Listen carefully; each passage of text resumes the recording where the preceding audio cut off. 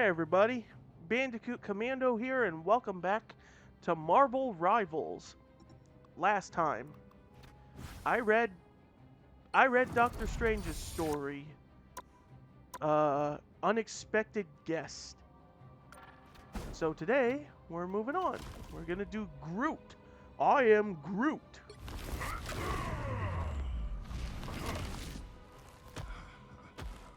Groot, a floral colossus from Planet X. The alien known as Groot exhibits enhanced vitality and the ability to manipulate all forms of vegetation. As sturdy as a towering tree, Groot forges his own way, serving as the team's silent but reliable pathfinder. And by team, Guardians of the Galaxy, which is he's normally a part of. His appearance from Guardians of the Galaxy 3. I love you guys. Carved Traveler. Oh, it even has it even says what universe they're from, like these little notes here. So, yeah, it says Marvel Cinematic Universe. This has a horseshoe symbol and says 1872. Days, then weeks, then months passed by as he searched the cosmos, but it seemed he would not find what he was looking for. I'm curious. Let me check with the others and see where they're from. Gothic says Gothic Return, so that means it must be just that's what the type of costume it's referred to. Yeah, the MCU. The Imperial Protocol. That's the MCU. That, I don't have costumes for them. And then for you, it doesn't have a thing.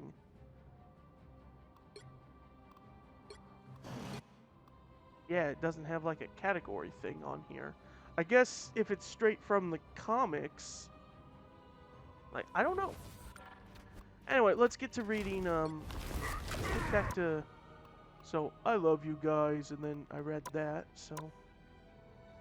Little smiley face for his signature. Groot. He is Groot. A flora colossus from the branch world of Planet X, capable of manipulating plant matter and regrowing his damaged body from a single splinter. The hero at the heart of the Guardians of the Galaxy. Groot may not have many words to say, but his actions always speak for themselves. Groot accompanied Star-Lord and Rocket on a scouting mission to Clintar, where they became stranded after their ship was shot down. Clintar's Dark King, Null, now seeks to corrupt Groot's regenerative powers in an effort to cultivate the ultimate symbiote. Groot always has friends. When the Milano crashed, Groot stood around for a while watching Rocket and Quill argued about whose fault it was. But soon after, he got distracted by the voices from the jungle surrounding the ship graveyard. The strange creeping tones broke through the alien foliage, flooding past the caps and reaching him. But Groot was far enough away that he couldn't decipher their language. Eventually, Rocket and Quill got on his nerves enough that he had to get away from them, so he went for a walk. As he walked away, he heard Rocket say, "See, even Groot can't take your crap, Quill. I'm gonna find a way out of here while you sit here and pretend you don't know how to fix the ship." He heard Rocket stomping away in another direction. But Groot didn't try to meet up with him. Rocket needed time by himself sometimes, and so did Groot, especially on strange planets that stank of death. The ship had come down near one end of the graveyard containing hundreds of other ships, maybe more. Groot wasn't good at counting. He wandered away from the fire that burned in the Milano's crash path, and finding himself at the edge of the jungle, the voices of the jungle spoke to him and Groot stopped and stood still, trying hard to listen now that he was close enough to understand what they were saying. Away! Get away! We'll hurt you if you get close. A chill ran down Groot's branches, straight into his roots. He had never heard plants talk like this. He stayed still, letting his consciousness drift out and collect impressions like a pollinator floating from flower to flower. Hurt, you hunger, survival, death prison, Clentar. Hey, Groot thought to them, you don't have to be afraid. You don't belong here. I am Groot, Groot said. He looked at the edge of the jungle, where it tumbled over the hulks of wrecked ships, grew among them and over them, strove to reclaim them and make it as if they were never there. These were not plants like he had never encountered. They were part plant and part something else, something from Clintar, made of Clintar, beings of some kind that can only exist when they bonded to something else, creating a new being that was part host and part parasite. Groot was horrified and fascinated. I'm new here, Groot thought. Go away, go back where you came from. It's all right, Groot emanated peace and kindness. I am Groot. None of them had names. They confirmed among themselves, snapped at each other, screamed and wailed and whispered in paranormal registers only when they and Groot can understand. Only they and Groot can understand. They were still afraid. Even more, they were confused by how friendly Groot was. He could feel that in their responses. It was like nobody had ever been friendly to them before. This planet must be a hard place to live, Groot communed. That idea confused them too, because it never occurred to any of them that it was possible to live somewhere else, and they had never considered this place a planet. Oh yes, friends, Groot expressed. I've been to dozens of other worlds. This one is... He struggled to find a thought that was honest without being hurtful. Tough, he thought, not too friendly. What is friendly? Wow, Groot thought. So that's what he was dealing with. He tried to project a feeling of openness, trust, feeling understood, and knowing that you were never alone, surrounded by the people important to you. The jungle plants were still confused, but now they were also curious. Weakness was whispered back to Groot. No, Groot said. Trust takes strength. They considered this. He could feel their conflicting reactions, and Groot could not help but be astonished that none of the jungle plants had ever considered what was trust. It was so fundamental to his relationship with Rocket and Quill and the other Guardians. Heat seared his branches as a huge explosion bloomed over the junkyard. Groot flinched away from it, stepping into the jungle and turned to look from the relative safety of the tangled vines and underbrush. The fire caused by the Milano's crash had spread, and finally found another ship with a reservoir of fuel or ammunition. The mushroom cloud of the explosion still spread over Clintar's black sky, and the fire was now racing across the graveyard, towards the jungle. Panic and fear spread among the plants. Groot felt fear too, partly for them and partly for himself. Fire was any plant's worst enemy, worse even than a drought. At least in a drought, you can hope for rain. Also, Groot could move. These plants, they may be part symbiote, but by and large, they were still rooted to their spots. That meant Groot had to help them. He saw the fire approaching, licking along the lines of the crashed ship toward the edges of the graveyard, where the jungle had begun to reclaim the wrecks. Already, some plants were forced out of their innate shape, black, slimy liquid dripping between their leaves. But their new symbiote form could not help them confront nor escape their natural enemy.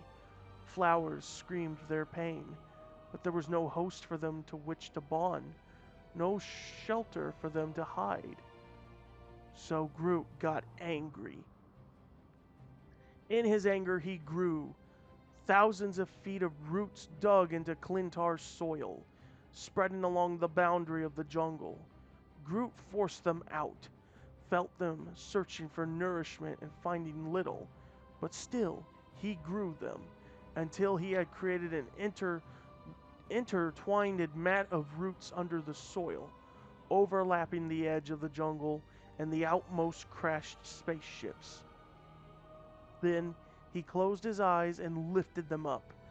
The earth heaved under those ships, toppling them over away from the jungle with a gargantuan sound of tearing roots and shifting earth. The pain of tearing the plant life from himself was nothing compared to the satisfaction Groot felt when the wall of roots and wrecked spaceships collapsed on the fire, suffocating it immediately where it had been threatening the jungle. Even those few embers that remained would have had to cross a fire break 50 yards across to reach the jungle. Groot let the roots die off into the earth. He stood silently for a moment, recovering his strength as the fire sputtered and crackled among the jumbled wreckage. He was happy. Even better, he heard the voices of the jungle, and he can tell that his new plant friends were grateful. "Groot, save us! Groot, go save other friend," one of them said. "What? Which friend?" Groot looked back over the ship graveyard. The area around the Milano was still unburnt, so unless Quill had gone wandering, he was fine. That left Rocket. One of the plants, thin leaves clinging to the spine-like stem, with a mouth similar to a symbiote's on the end of this stem, volunteered that it had seen a smallish mammal headed in the direction of the old complex of buildings. Groot didn't know where that was. The plant rustled and tensed some of its leaves. They pointed in a certain direction. When Groot looked that way, he saw two things. One, the fire had spread not just to the edge of the jungle, but a complex of buildings he had somehow missed. Rocket is in there? The plant coiled in a shrugging motion. That way. Groot thanked the plant and charged across the ship graveyard, giving the fire a wide berth and arriving at a corner of the building complex, just as one side of it was catching fire. He punched through a wall on the other side. "I am Groot!" he roared over the sound of the fire. "Groot, you idiot! What took you so long? You think I'm in here for my health?" Rocket was alive. Groot charged into the building toward the sound of Rocket's voice. Halfway there, he ran straight into a group of tentacled black monsters. They were trying to get at Rocket, who was stuck inside a room with some kind of energy barrier blocking its doorway, with turrets ripped out of the walls strewn upon the floor. "I am Groot!" he roared, tearing the monsters apart. More came from the darkened halls and rooms. Groot tore them to pieces too, but they were still more and still more. He knew he may not make it to Rocket, but that wasn't going to stop him from trying. Their fangs and claws stung his bark and tore at his roots. Groot roared and fought back. He heard Rocket calling his name, but he couldn't spare the focus to answer. All he can do at that moment was stay alive as the black monsters overran him. Then, help came from an unexpected source. Fungi-like plants sprouted from the dark. Groot witnessed the fangs on their caps pierce through the monsters, tearing them apart, and the minor plants under their cover gobbled the pieces all up. "We help!" the plants called to Groot. "I am Groot," he shouted back, glad to see his new friends, and feeling proud that on this planet, where every plant was suspicious and hostile, he had helped them learn how to be friends. "Who are you talking to? I'm over here," Rocket shouted. "I am Groot." "What do you mean it's hard to explain?" Groot didn't try to elaborate. He fought through the remaining symbiotes to reach Rocket, who was hunkered down in a small room with an energy barrier across the door. "I am Groot." "Yeah, I know."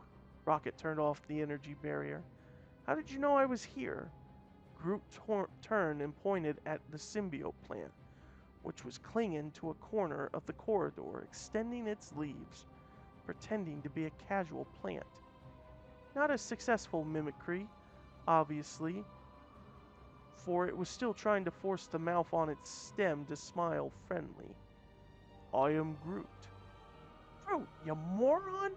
You trusted a symbiote to tell you how to help me escape from other symbiotes?"